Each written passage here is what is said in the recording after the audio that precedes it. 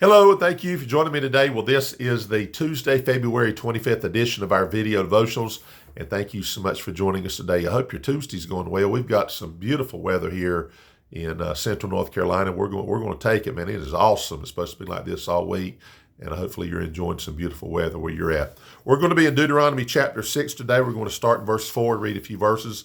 Think down to verse number 9. Find that if you will, if it is your custom. Otherwise, we thank you for watching the videos. We appreciate you and appreciate all the comments and acknowledgments, of course, that you're watching the videos, okay?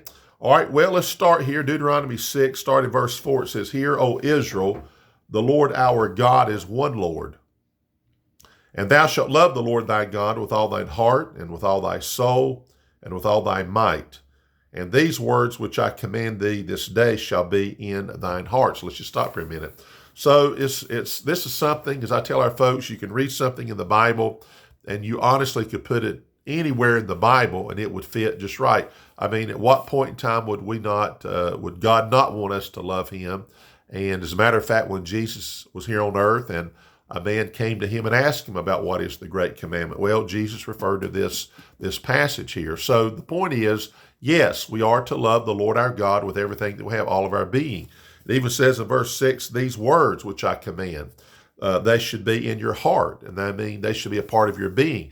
So much, notice what it says in verses 7, 8, and 9. "And thou shalt teach them diligently unto thy children, and shalt talk of them when thou sittest in thine house, and when thou walkest by the way, and when thou liest down, and when thou risest up." That consumes every part of the day and the events of that day, okay?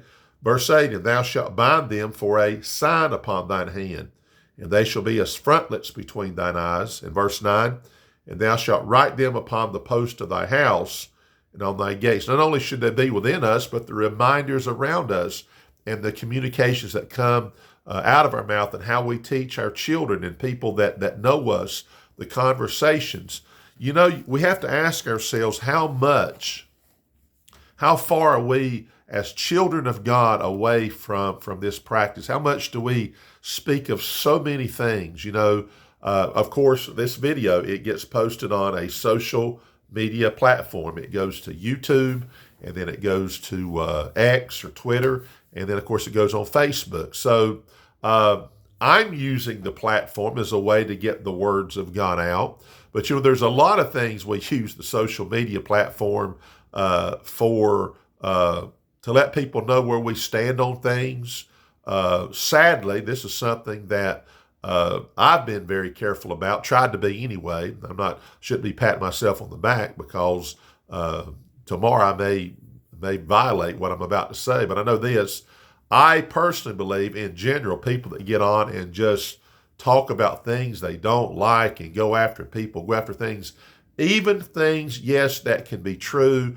We become constant attackers and constant complainers, constantly pointing out things. And you know, that I think that gets kind of old. It becomes our demeanor. I don't think that's something we ought to be, certainly not as children of God. And God was saying, here's what I want your conversation to be like. I want it to be about, first of all, in your heart, I want you to love me. Secondly, I want you to speak about my words as a part of your everyday conversation and teach your children, and they're going to see the importance of that. They're going to know that. Even to the point when you go outside your house, you've got reminders of these that you've posted. Interesting, the word post, we talk about posting on Facebook.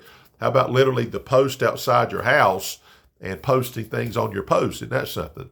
So my point is this.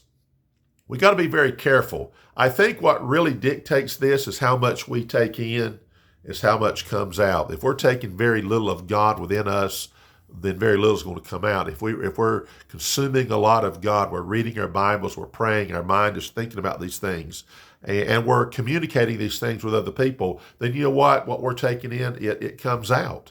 And if we're taking in all the things of the world, all these things, then there's platforms now that you can just all the time post them and read them, and that can be a detriment to the testimony of God and really what God wants. So first off, inside, internal, there's where it needs to be, and that which comes out is usually a result of what's there. So let's make sure we're loving our God, speaking about our God. And when we do that, then you know what? There's where people pick up on where we stand, and these are things we pass along to other people. And when it's the things of God, then that's the things that are good, right? All right, have a good day, safe day, healthy day, Lord willing. We'll see you back tomorrow on what we call Wisdom Wednesday, and thank you for watching.